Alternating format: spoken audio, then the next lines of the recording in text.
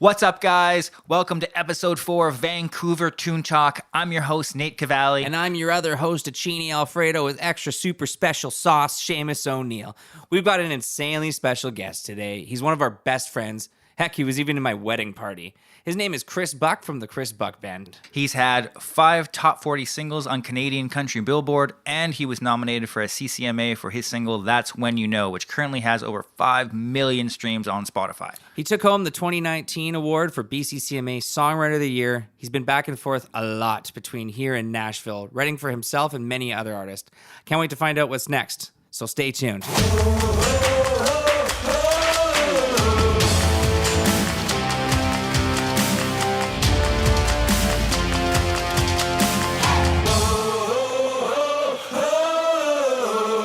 And Chris, welcome to the show, brother. Thank you. Thanks for having me over here in this very hot recording room in the basement. And you mean that in the sexiest kind of way possible. Yeah, we look the best when we're sweating like this. That's good. Okay, so we have a tradition on Vancouver Toon Talk here where we kick off the show by starting with something we like to call the 1 Minute Meltdown. And then I echo with the 1 minute meltdown, so it sounds huge. It's like the 1 minute meltdown. Well, you guys are in luck because I've been in this room for 1 minute and I'm already melting down. So yeah, shouldn't be hard. That's where the name comes from, actually. So just you wait till we turn the heat up at you on this one. All right, are you ready? Are you ready? All right, let's do this. I don't think you're ready, but let's do it anyways. 3, 2, 1. Coffee or tea? Coffee. Dog or cat? Cat. Netflix or YouTube? YouTube. Swearing or no swearing? Swearing. Phone call or text? Phone call. Toast or eggs? Eggs. Cake or pie? Pie. Football or basketball? Basketball. What's worse, doing laundry or dishes? Dishes. Hamburger or taco? Taco. Money or free time? Free time. Blue or red? Blue. Amusement parks or a day at the beach? Day at the beach. Pencil or pen? Pencil. Horror movie or comedy? Comedy. Ninjas or pirates? Ninjas. TV shows or movies? Movies. Summer or winter? Summer. Pancake or waffle? Waffle. Train or plane? Plane. Oh, with 5 seconds left. Chris, all right, let's get right into it, man. What got you into music?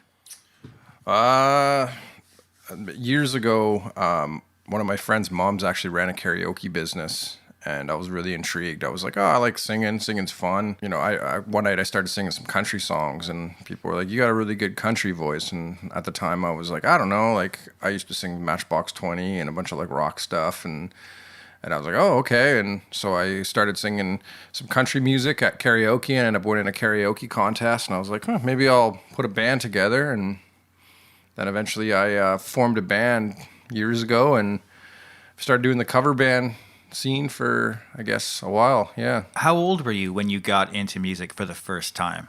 Was that literally just a few years ago? Or? No. I think I was like... I think I was probably like 19, like I said, in the karaoke bars, you know, once they opened. I was kind of a late bloomer. I played hockey pretty much most of my childhood. So I guess my next question to you is, who did you look up to when you were learning to be an entertainer?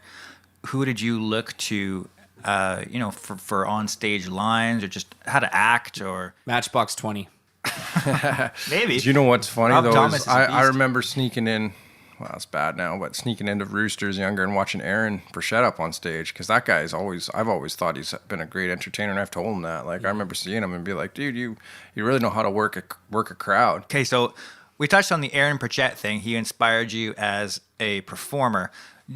Do you think, looking back, there was like a memory of a concert, Aaron Burchett or someone else, that you can just say, that is exactly like what I want to be like live? Like, that was so cool, or that is what I'm working towards next. Mm-hmm. Yeah, like a concert, maybe like a concert you went to that was like blew your mind. Or even a group now, you know, that just has like, you know, their vocals are perfect. I honestly have like a hard time appreciating music live now, and I hate saying that, but like, I know all the smoke and mirrors behind the scenes now when I watch a band, where like sometimes I don't know if I'm actually like listening to a band or I'm listening to a lot of backing tracks from a band. Like for me, I'm the kind of guy where I like to see a band and I like noticing mistakes. I'm like, it's real. Like and just seeing how the band reacts to it. A good band is when something goes off and they bring it together really quick. Cause like that to me is like, that's talent where you're like thinking, you're like, oh, okay, something happens. Someone breaks a string. Okay, we got to pause for 1 second because there might be some people listening who are like tracks. So you want to just quickly explain, Chris, what a track is? It's basically just think of it as like a karaoke music in the background making your band sound bigger. So like, for instance, like to be honest, like with the tracks I use, a lot of it's just the count in on your ear. It's like, okay, the next song's, that's when you know 5, 4, 3, 2, 1, and it starts. Bunch of shakers. You've listened to my tracks. You play drums, a little bit acoustic guitar, maybe a little more electric for the chorus to make it build and sound. Like I don't use a lot, but there's a lot of bands that like, where'd the fiddle come from? There's no fiddle player on stage because it's in the tracks. Like that to me, I don't like that kind of stuff. Like if you're gonna have a sound, at least have that instrument up on stage. It's like, where's the dobro player? It's not even there. Yeah, you know, big piano intro. But I think a lot of people don't really know that. I was way more nervous sitting in front of a crowd playing an acoustic guitar without anything behind me than with a band. Yeah, it's the band. You can hide yourself so well. Yeah. Kudos to any singer out there who is willing to get up with an acoustic guitar and sing. Because I play drums, and that's why I play drums. Because I couldn't do that. Well, saying that though, drummers, I feel are the most when you make a mistake, it's the most noticeable. So saying that, especially if there's tracks. Yeah. Because then everything's the second you go off beat, everything is. And it does happen. I've been to like arena shows and seen it happen. Me seeing like different guitar players and drummers and stuff, it's all about how professional you want to be. Like and like anyone that's a decent guitar player can learn a lick for your song and do it perfectly. How is their attitude and how is their professionalism on the road? That's the difference. It's really not a big gap. Like, sure, you can find a monster guitar player and be like, I got this guitar player. You could hire a guy that's half as good, that learns it perfectly and has a good attitude and is up on stage. I'd way rather hire a guy that's a really good hang than a guy who's really good but has a poor attitude. There's thousands of dudes out there who can do the gig, but there's very few that you could go on the road for 6 months with and not want to kill. I'm hearing echoes of that documentary I watched last night that you recommended, Seamus, The Hired Gun. Hired Gun. It's like literally Rob Zombie's words. Yeah. Like Alice Cooper. Oh well. Oh no, it was Rob Zombie. You're right. You're right. Sorry. And Alice Cooper, like word for word about the whole. He says it how starts to hire off with a guy. Yeah, he says it starts off if you're looking for, say, a guitarist for the gig. There's thousands of guys out there who are capable of playing the songs. Yeah. And he's like, but then you narrow it down to look. Do you know what I mean? So you want an image. Yeah. Meaning they look good on stage and they perform well and they put on a show. And he's like, so that narrows it down a little bit. And he's like, and then he's like, what really nails it down to like 3 guys is like, can I sit in a tour bus with this guy for 6 months at a time and have a beer with him at the end of the night, or drink coffee in the morning with him and laugh at Sunday morning cartoons before you go on stage. Well, it's like, and there's like, people, you get to know someone pretty quick when you're on the road, and everyone gets in different moods, including myself. I got a good one. Actually, I have a question I want to ask. This is like a fun one, transferring from this conversation into this question. If you could choose one song, and you can only choose one song though, that you love, and I know you probably have many songs that you love, but if you could choose one song that, how do I put it? You could be the guy that wrote the song. Which song would it be? Very easy for me. Really? Friends in Low Places, Garth Brooks. Why? And I listen to that song and I'm just like, how, like, there could be anyone that put that song out and it would do good. You can put that song on anytime. And there's a lot of them, like Sweet Home Alabama, Don't Stop Believing, Free Bird, all like the ones people want to sing along to. But anytime you put Friends on, I notice you get like the people who want to slow dance together. It's such a good. Yeah.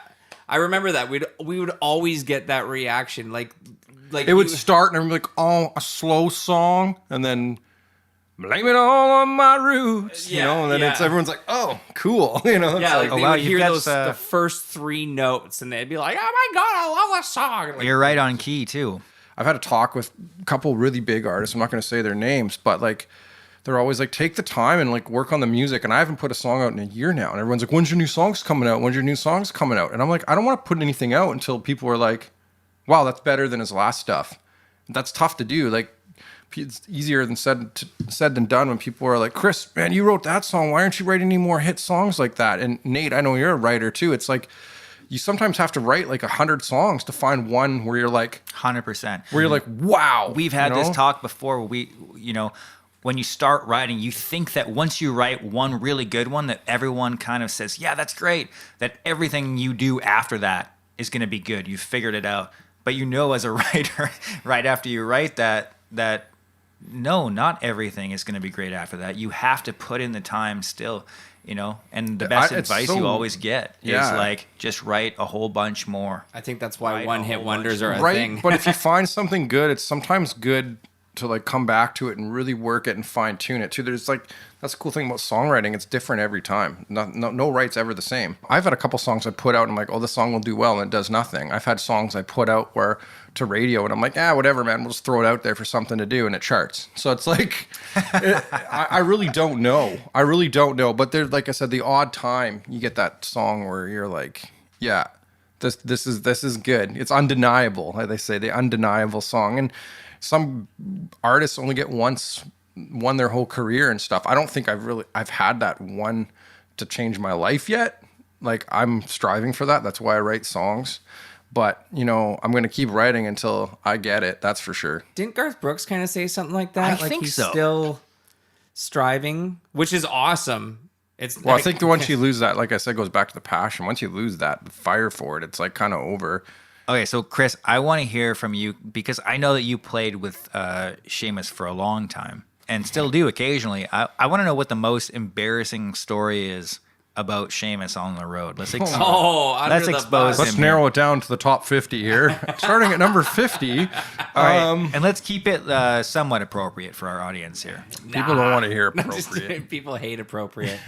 Man, there's quite a few. I'd have to say, obviously doing Gabby's back in the day, we had a lot of fun playing there. That was a bar in Langley for a lot of you people in BC. It was just a local bar, and we were talking earlier about tracks and stuff like that and background music. So one day, I guess he had his cell phone hooked up to the sound in the bar, and we finished a song, and he just started playing YouTube clips of farting sounds, and I couldn't figure out what it was because it was so loud with like the subwoofers. It was literally like.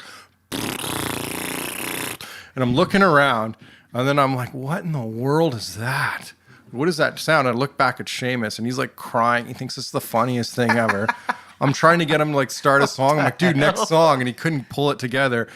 And I remember seeing the manager walk by and kind of trying to be mad, but laughing at the same time. And I'm like, dude, come on. And I was like so mad. I guess it's years later. I kind of find it funny. And we did the whole next song with the farting noises in the speakers. And also, I remember doing a show with you where with the mics on your drum set, and you like yelled something out. I'm not going to say over the speakers, and like echoed through the festival grounds. And all I remember is our good sound man Jeff Dewick just grabbing all the dials and woof. I have another question for you, like a choose one question, and I feel like this one might be harder. I thought I was gonna stump you on the if you could write one song question, but this question is along the same lines, but it's of your own. I know songs are like your babies, right? So if you had to pick one song, and that's like basically picking your favorite child. What's your favorite song of yours? I'm going to answer that fast too, because like I've thought about that. My favorite song, I guess it was one I didn't even release as a single, actually. It was just a song. It was just a filler on an album. It's a song on my first album. It's called No Tomorrow. Yes. And you know what? It's like, it's a bit, I like the song because it's funny. Like I loved Blink-182 growing up, and I was like, oh, I want like a Blink-182 breakdown, with the drums in it and a build. You should have sang it in the Blink-182 voice then if you like Blink-182 that much. God. Oh, yeah. Okay. No tomorrow.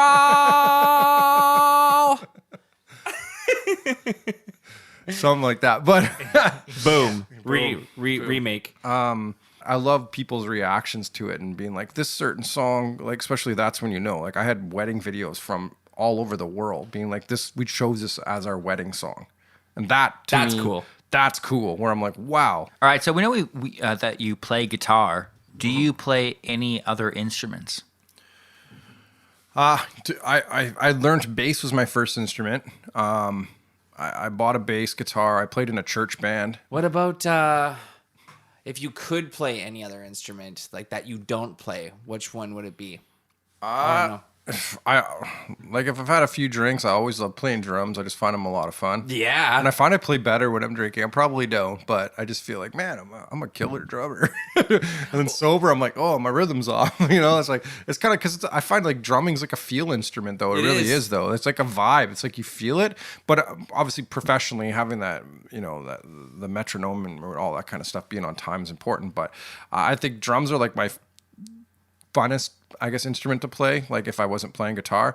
But at the same time, I wish I would have learned piano better. It's a good songwriting tool that I could play a little bit of piano, but I wish if I ever get the time to learn another instrument, probably be piano. I got a question for you as a songwriter and an artist. Do you think any less of an artist if they're not the greatest songwriter? No, I think if you're not a writer, don't write. Saying that, if an artist comes down and they have a vision and they say, I want to write this type of song, I have some song titles that I like, I want to talk about this issue, I usually say, tell me something about your life. Like a lot of times, I've written with Nate before, I've written with a bunch of people, and sometimes you're just on, sometimes you're off. Mm-hmm. I think the key is, if you write with someone the first time and they contribute nothing, you write with the second time they contribute nothing, you get a little bit worried.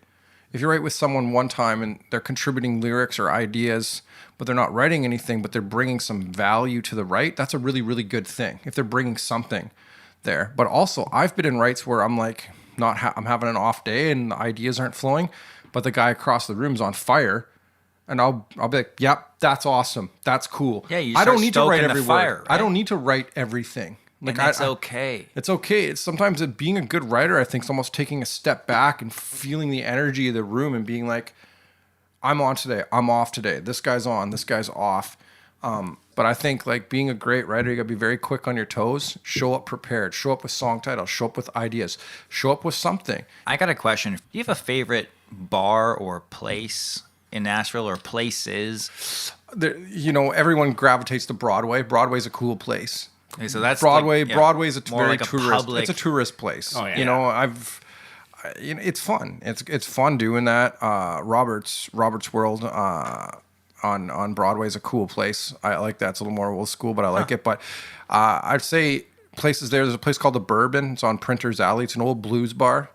Really, really cool. You see some of the... last time I was there, Dr. Hook's, I don't know, was drummer or bass player, and Steve Miller's... They were up there jamming, and I'm like, okay, this is cool. Dance and your daddy don't rock and roll. It was really, really neat. And another place that's quite popular is called the Red Door. I don't know if you guys have been there when you were down there. It's more of a local hangout, where sometimes you'll see a lot of celebrities. I've seen tons of celebrities in there. And then obviously going to Midtown. Midtown's got... it's more of a local place where you got Losers and Winners, which is like the two big ones there. And you see a lot of... Where is Midtown? I've been in the Gulch. 5-10 minutes from downtown heading south. And there's a lot of... It's more locals, because you don't get the locals really at... on Broadway and stuff. It's more tourist. But best place, if you got a little redneck in you, is Santa's Pub, man. It's 2 double wide trailers, Christmas lights, karaoke all day long. Where is that? Santa's, you got to go there. You have to. That's not a Broadway place, is it? No. There's a karaoke place in It's out in Broadway, the which suburbs. is It's the Christmas fun, place. Yeah. I It's didn't get to go there when I was down there. It will, if anything, it will be a memory you'll never forget. I think it's all about the that's experience that you had at that place on that certain night too. For me, it was Tootsie's, and I know people would be like, "That's such a generic." Yeah, but I would say the same thing. There was right across from the stadium. There was an awesome. I forget. It was a female fronted band, and this gal was she kicked ass. Most of them down there. It was just like I was blown away by this band. I'm like, this band you could put in the stadium right now, and Okay, pause. We would rock it. Do you think it was actually the band, or was this just how strong they make the drinks down there. No, On because Broadway. I was sober. I was sober enough to know. Seamus, you're never sober. Oh, no, I know, right? You're Irish. Oh, It's like, oh, a beer for breakfast and a beer for lunch and a beer for... toy, Monday. As I smash the table. Yeah. And that's a wrap. This table's as smashed as I am. I'll fight you for it. What's left of it? Anyway, go on. So yeah, like this. I wish I could remember the band so I could shout them out because Yeah, because you were so sober, you totally remembered them. yeah, they were like a cover band and they were awesome. You could have put them at the Bridgestone Arena that night and they would have destroyed it in front of 20,000 I people. don't doubt that. You know what my favorite activity is on Broadway, though? I will go up and I'll put a 20 in the jar and I'll say, play your best original song. And you never hear silence in between their songs at all on Broadway until you say, no, I'm serious. Like, I want to hear your best original song. Well, that's why you go to like places, like I said, in Midtown Or the writers' rooms. Writers' rooms, right, yeah. Yeah, to hear the good original Midtown's stuff. got a lot of writers rounds and stuff there, which is pretty cool.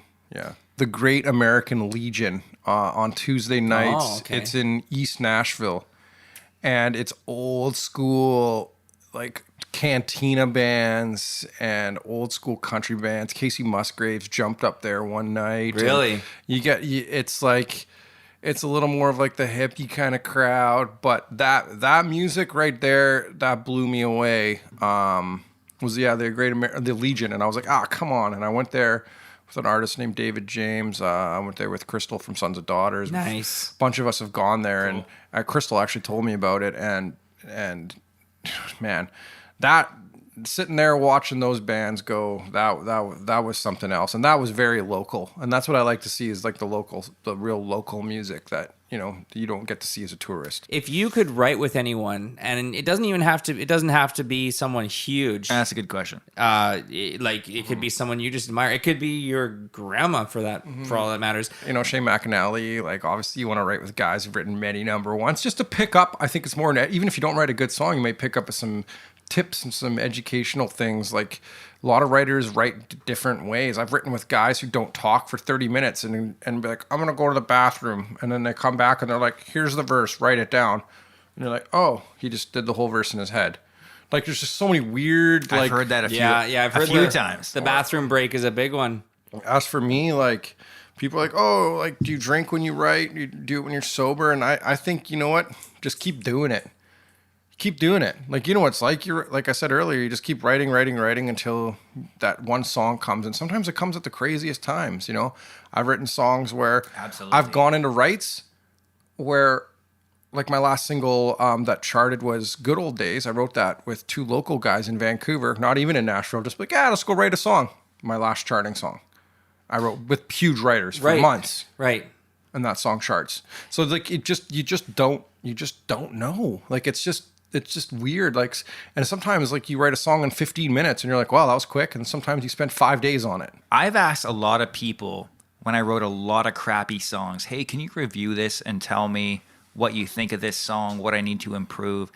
And always the best advice is just to keep writing. But what was the best songwriting advice you've ever gotten? I got it from my buddy Tebe. The thing is, he's like dissects the song. If he knows a song's good, he goes through every nuance, every line. Like he really just digs in, and he's like, dig in deeper, man. I know you think you have a great song, but it is good, but make it great.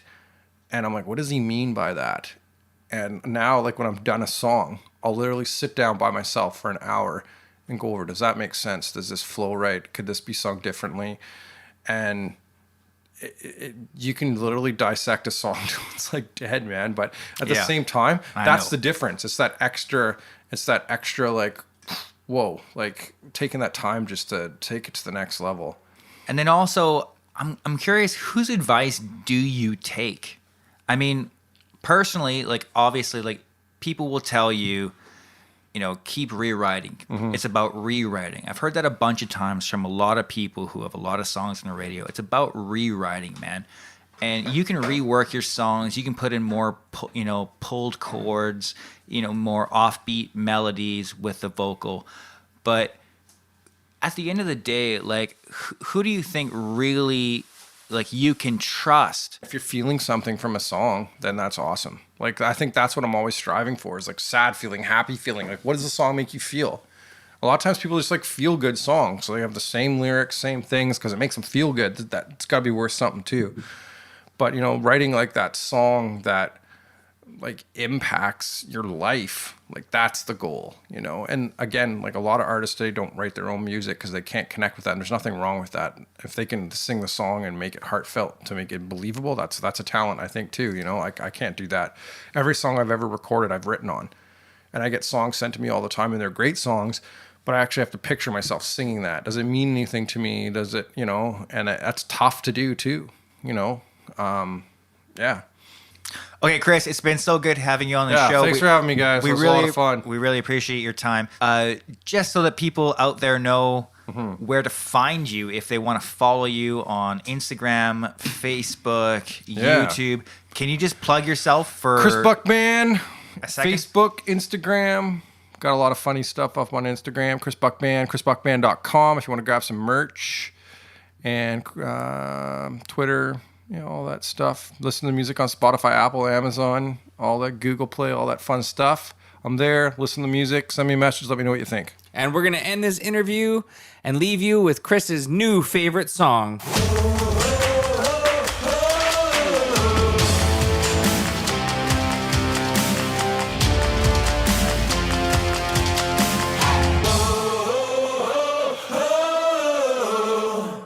Got a special guest in the studio. Got his sleeves rolled up and he's ready to go. Girl, you want to hear a sweet podcast? Today we got a really special guest.